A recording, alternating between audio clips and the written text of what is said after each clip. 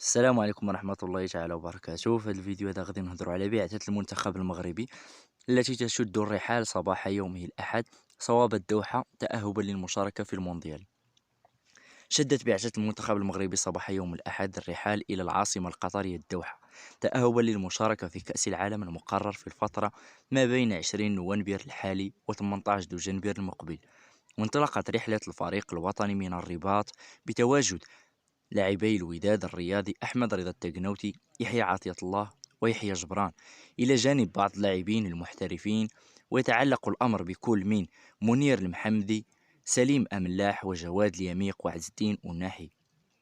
ومن المنتظر أن يلتحق باقي اللاعبين المحترفين في الدوريات الأوروبية بالمنتخب المغربي اليوم مباشرة إلى الدوحة، وذلك لتزامن مباريات فريقهم مع موعد سفر الأسود على غرار أشرف حكيمي الذي يتواجد في قائمة المباراة باريس سان جيرمان ضد أوكسير اليوم الأحد.